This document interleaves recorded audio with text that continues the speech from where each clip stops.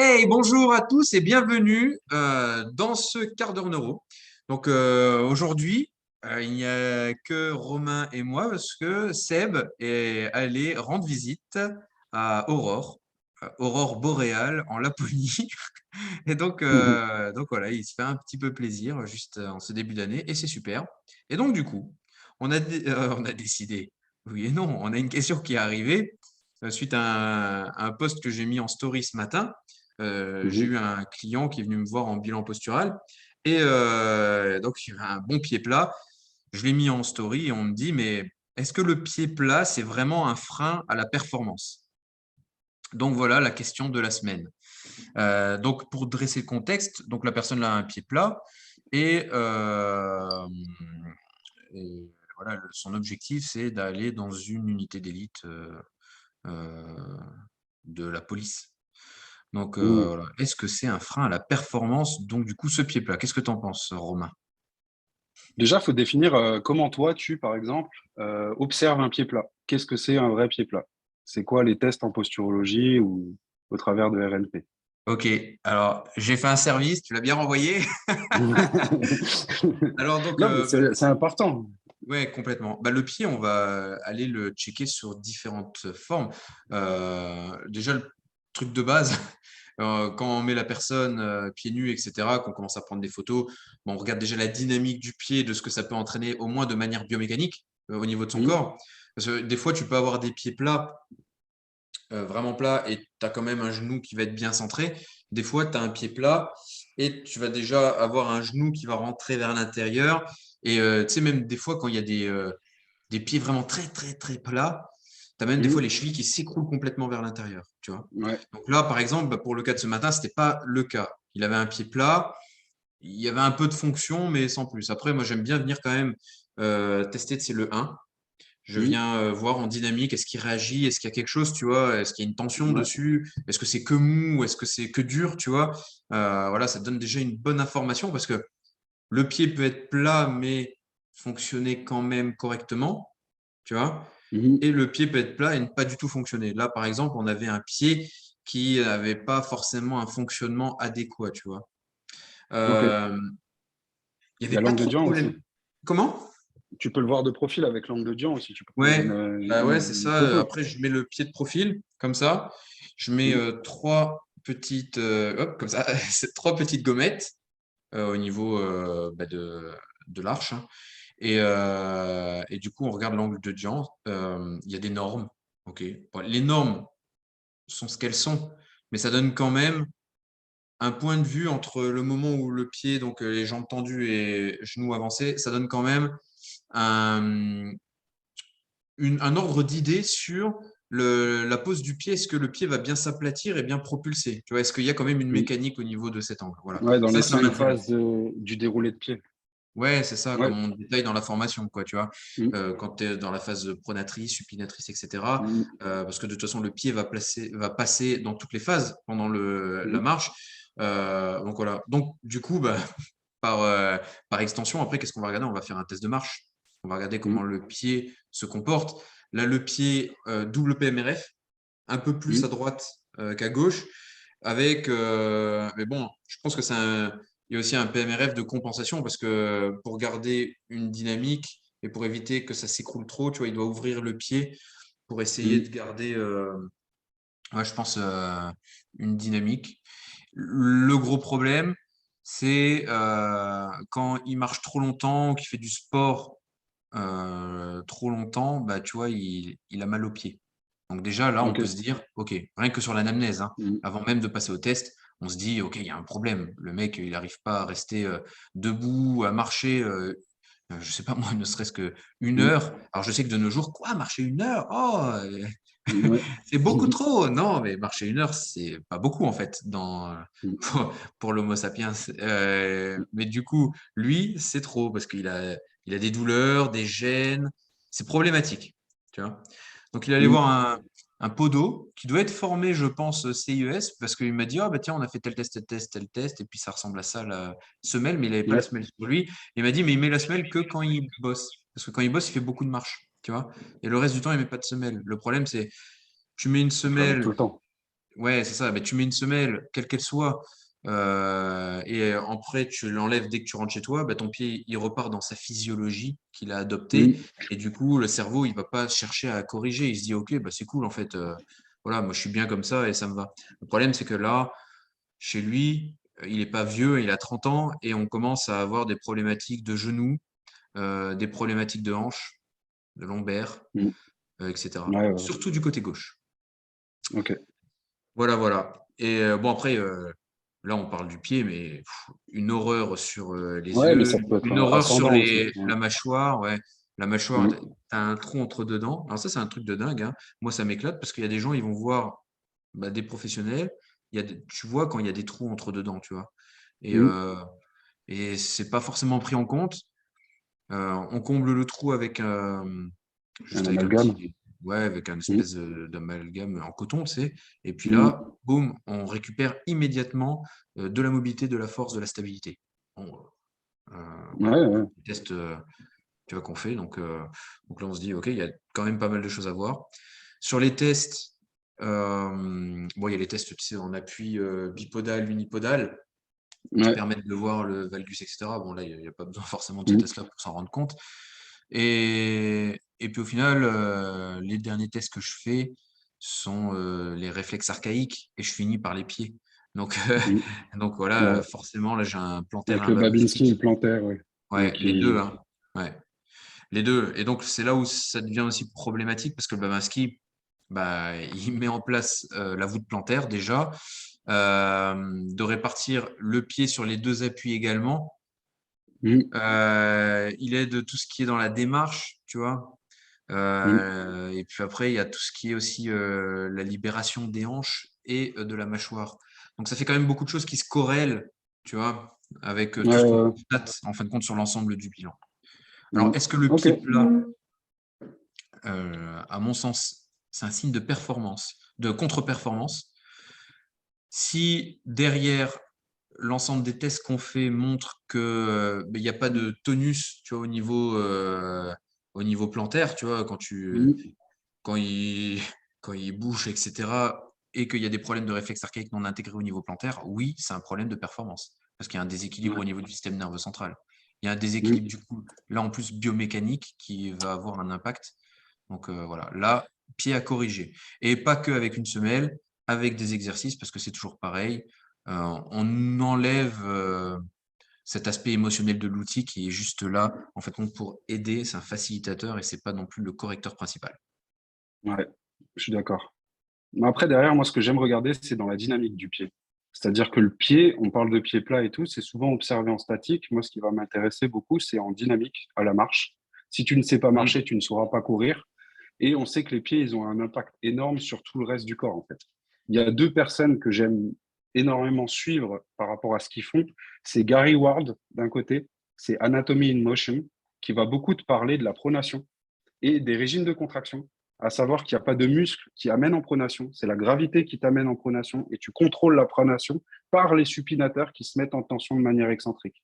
Le plus gros des supinateurs, quand tu remontes les chaînes myofaciales, on a fait un quart d'heure neuro sur les Mmh. fascias avec, la semaine dernière. Ouais, c'était la semaine dernière. Mmh. Tu remontes et tu vois que le plus gros des supinateurs, c'est le fessier. Si tu ne sais pas passer en pronation, tu n'activeras pas tes fessiers. Oh tiens, amnésie des fessiers, tous les trucs, Mmh. etc., etc. Donc du coup, il y a, avec Gary Ward, il y a plein de petites billes sur les meilleures pratiques pour apprendre la pronation efficiente à tes athlètes. Et ça, c'est vraiment, vraiment très intéressant. Il te met aussi énormément en avant le tripode. Et qu'au final, on regarde le pied plat et tout ce que tu veux, mais ce qui va être encore plus intéressant à regarder, c'est le tripode. C'est-à-dire les 3 points. Là, j'ai un, vous pouvez aller sur son. Attends, je vais retourner la vidéo. Désolé pour Vas-y, ceux qui vas-y, sont. retourne-nous. Voilà. Tu as un Beau. tripode et tu peux voir. Donc, ça, c'est sur son site Anatomy in Motion. Tu peux voir en fait le tripode optimal avec une variation en bleu où c'est plus centré, on va dire, et une variation qui implique plus le gros orteil. OK? Mmh. Donc, par rapport à ces variations, tu peux les observer tout simplement avec une personne au moment où tu fais tes réflexes archaïques. Elle est allongée sur le dos. On ne te voit plus. Ah, Pardon. tu un appel en même temps, je crois. Ouais, c'est ça. Elle est allongée sur le dos et tu vas simplement regarder les endroits où il y a plus de, eh, où il y a plus de cornes, on va dire, où c'est qu'il y a plus de pression. Ouais. Et tu verras par toi-même aussi ben, comment peut se comporter le pied sur les 5 phases de la marche. Mais c'est quelqu'un qui a envie de te parler. Ouais, Euh, sur les 5 phases de la marche. Donc ça, c'est intéressant. Et le deuxième, c'est Sean Herman avec Square One System, où en ouais. fait, il va te parler de la pronation et de la supination, mais en remontant toutes les chaînes musculaires. Et au final, au niveau de la pronation, elle est en lien. Et elle est en lien avec la rotation interne, l'adduction et la flexion, alors que Mm. la supination est en lien avec l'abduction, la rotation externe et l'extension. Et en Yes. fait, on prend le sol et la manière dont tu prends le sol va mettre en tension toutes les chaînes musculaires, mais du pied, on parle Mm. du pied de manière générale, jusqu'à la main opposée. C'est-à-dire on part de la pronation vers la supination et on va aller chercher au travers du système de Shawn les niveaux de compensation sur chaque articulation et dans quel plan de l'espace. Ce qui met en avant l'importance, oui, on parle de pied plat ici, mais surtout l'importance d'avoir un pied qui fonctionne bien et Mm. une pronation qui se fait bien, en fait. Ouais. Donc, je préférerais parler du tripode et de la capacité de pronosupination. Ouais. Très intéressant. Voilà. Donc, du coup, moi, dans le travail de React là-dessus, tu vois, parce que tu Il y parles a de plein tripode, donc d'exos. je vais partir Ouais. dessus. Moi, j'aime bien travailler, bah, tu as l'aspect sensoriel, etc. Tu vois, on ne reviendra pas dessus. Euh, retravailler, il faut retravailler aussi le tibial, post et tout, tu vois, parce qu'il y a un rôle clairement dans tout ça. Mais c'est aussi travailler les torques, tu vois, au sol. Ouais. Vraiment, travailler ces torques. Pourquoi? Parce que ça va donner une composante isométrique, tu vois, sur la tension qu'on va appliquer en fin de compte dans le sol et au niveau des pieds. Et je trouve ça super intéressant pour redonner de la mécanique aux pieds. Parce qu'en plus, de toute Oui. façon, on en parlera peut-être dans un autre podcast à l'occasion, dans un autre quart d'heure, mais je pense que l'isométrie est un des outils, en tout cas que moi je préfère pour tout ce qui est travail à la fois de neuroperformance et de performance en Ouais. soi. Donc, euh, donc Moi, je suis voilà. d'accord. Il y a plein d'exos. On en avait partagé quelques-uns. Après, il faut que ça suive une réflexion sur ben, qu'est-ce que tu observes en bilan. Ouais. Qu'est-ce que tu mets en place comme exo pour répondre à ces problématiques identifiées dans le bilan? Et sur le retest, est-ce que ça s'est amélioré? Est-ce que tu vois une évolution? Si tu n'as Mm. pas d'évolution, ben, tu pivotes et tu vas chercher d'autres types d'exos. Et il en existe plein. Moi, je pense même aux écarteurs d'orteils qui commencent à avoir. Ouais. Euh, il y a des trucs intéressants à faire tout simple avec une balle Là, de. je Ouais, vois pas voilà, trop. ça. Avec une balle de tennis et venir chercher tout simplement à détendre Mm. en fait enfin, c'est des trucs tout simples à faire mais qu'ils ont vraiment mis de côté et on marche avec des sabots en fait. Ouais. Donc On est vraiment là dans un axe, que ce soit les écarteurs d'orteil ou la balle, comme tu le dis, là, dans un axe mm, proprioceptif où il faut reprendre conscience de son corps tout simplement dans mm, l'espace. Et c'est vrai qu'on est tout le temps sur les pieds. Il y a, je crois, que c'est un quart des os du corps humain ouais, qui est dans le pied, tu vois. Je sais plus combien d'articulations, mais c'est énorme. Et donc, voilà, on ne l'utilise pas, on n'en prend pas soin. Donc, à un moment, bah, on a le retour de bâton, hein. Et le pied ouais, s'adapte. Je sais pas si tu avais déjà oui, vu, tu sais, les Chinoises là, qui avaient des petits ouais, souliers, ouais, tout petits souliers. Et en fait, mm, quand tu leur enlevais, bah, le pied, il était complètement ouais, bah, recroquevillé, ouais, recroquevillé sur lui-même. Et donc, tout petit. Donc, le pied s'adapte. Quand vous avez des mm, hallux valgus, bah, bien souvent, c'est un pied qui s'adapte à votre chaussure, votre démarche qui n'est peut-être pas forcément bonne non mm, plus. Donc, voilà, là-dessus, il y a des choses à faire. Il y a un truc que j'aime bien ouais, pour tester, c'est assez facile. Une fois, j'avais mis une story. Je sortais de la douche, j'avais les pieds un peu mouillés, et tu sais, je les ai mis sur le carrelage de ma maison. ah bah Et en voilà, fait, ouais, et tu tu vois vois tout de la suite. trace de tes pieds par terre Mm, et tu dis, OK, bon, bah là, je vois que j'ai une voûte plantaire, tu vois, ou pas, mm, ou trop. ouais, Et c'est là, ça. ça donne une. Et ce qui est intéressant à avoir en tête aussi au niveau des exos, et là je vous invite à aller voir ce que Bill Parisi il fait au niveau des Hmm, fascias, c'est qu'il faut travailler dans tous les plans de l'espace. Et donc, du coup, tu as le plan sagittal qu'on voit énormément en muscu, mais tout ce qui est plan transverse et plan frontal, bah, on le voit très, très peu. Sauf que hmm, la mise en tension des chaînes sur le plan frontal et sur le plan transverse, ben, c'est très important. Et tu peux le faire aussi sur du travail simple au niveau des chevilles. Et c'est ce que lui appelle des matrix, c'est-à-dire bah, des matrix sur des montées sur plante de pied, ça se fait. C'est-à-dire, bah, tu vas avoir des matrix où tu vas travailler juste dans le plan sagittal, juste dans le plan frontal, juste dans le plan transverse, ou bien les trois. mais en fait, tu prends toujours en compte les 3 plans de l'espace. Et ça, je trouve ça très intéressant. C'est les dernières recherches sur lesquelles je suis. Voilà. Oui, bah, intéressant. Ouais, tiens, tu partageras ton truc parce que ça Mm, me botte bien. Et c'est des discours qu'on a depuis longtemps, hein, ça, de dire mm, il y a des plans de mouvement qui sont complètement oubliés. Et pourtant, on mm. avance dans ces recherches-là, on avance sur Internet, il y a de plus en plus de podcasts, mais on se concentre beaucoup sur des discussions basiques, la force, méthode de développement de la force, etc., l'haltérophilie, mais à un moment, on se pose pas les questions de ce qui vient à la base de tout ça, quoi, tu vois. Ouais. Et ce qui Et est est-ce qu'on serait intéressant, pas c'est meilleur, hein? d'observer le sport de l'athlète qui souvent est asymétrique. Même un footballeur, en fait, la passe, il l'a fait, entre guillemets, 80% du temps d'un côté. Et en fait, les lignes de force, au moment où il pose son pied, etc., ben, c'est tout le temps les mêmes. Et donc, du coup, il a des schémas préférentiels qui sont peut-être liés au fascia et à ce magnifique fascia qui est l'organe proprioceptif par excellence, C'est avec des tous les préférences, récepteurs qu'il y a dedans. c'est des préférences motrices. Non, je dirais pas ça. Vu que c'est modulable. Moi, je me suis fait une réflexion la semaine dernière, là. Je me suis fait une petite séance là, de début d'année spécifique boxe, pied-point. Et puis Hmm. moi, j'adore faire des Tu as coups de pied testé du sautés. côté Et de l'autre ben, côté? j'ai un côté préférentiel.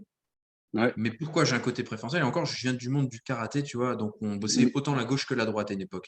Mais moi, après, je suis resté dans mon côté préférentiel en quittant le karaté, en allant vers la boxe, et j'ai travaillé que le même côté. Et je me suis fait la réflexion de, bah déjà, ça faisait longtemps que je n'avais pas fait de coup de pied sauté, et je me suis rendu compte que je n'avais pas tant perdu que ça, par rapport, Mhm. pas par rapport à il y a 15 ans, mais par rapport en tout cas Hmm. aux 2, 3 dernières années, parce que je travaille beaucoup toutes mes chaînes musculaires. Tu vois, Hmm. je travaille dans tous les plans de l'espace. Et je pense que ça doit m'aider quand même, tu vois. Ouais. J'essaie d'avoir un point de vue objectif sur le truc. Mais ce qui est sûr, c'est que je sens que mes chaînes d'un côté sont beaucoup plus fortes que de l'autre côté. Parce que Ouais. Tu sens la même quand je connexion. travaille, même quand je Hmm. travaille sur des chaînes différentes, ben, j'ai beaucoup plus d'attache émotionnelle sur mon côté fort que mon côté moins fort. Alors qu'en fait, compte, il Hmm. faudrait que j'essaie d'avoir le même niveau de conscience quand je travaille des deux côtés. Et donc, du coup, Hmm. voilà, ça va être un petit peu ma guideline, tu sais, pour ce début d'année, de retravailler les deux en conscience complète. Et comme je travaille beaucoup sur l'interoception en ce moment, comme je te disais juste avant, là, Ouais, je fais une ouais. étude sur l'interoception, et ben ça me parle beaucoup. C'est peut-être pour ça que j'ai eu cette réflexion aussi, hein. Je suis en train de Hmm. vraiment étudier l'interoception, etc. Et, euh, et donc voilà, l'interoception, donc c'est les capacités comment dire, de reconnaître l'intérieur de ce qui se passe dans son système corporel, hein, les Hmm. sensations qu'on a, etc. En fin de compte, ils s'aperçoivent que c'est aussi important que la proprioception et que l'extéroception. Donc, en fin de Hmm. compte, voilà, c'est quelque chose c'est afférent et il faut le prendre en compte pour Ouais, ouais, ouais. modifier certaines notions. Donc voilà, voilà. Travailler sur la conscience du mouvement au moment où on le fait. Je pense que Hmm. ça aussi c'est important. Tu vois, là, je vais préparer mon prochain cycle d'entraînement là. Et je vais retravailler beaucoup plus sur la conscience du mouvement plutôt que faire le mouvement. Voilà, Hmm. pour le faire. Voilà, je pense que c'est aussi important de revenir sur ces basiques-là et de mettre un maximum de mouvement.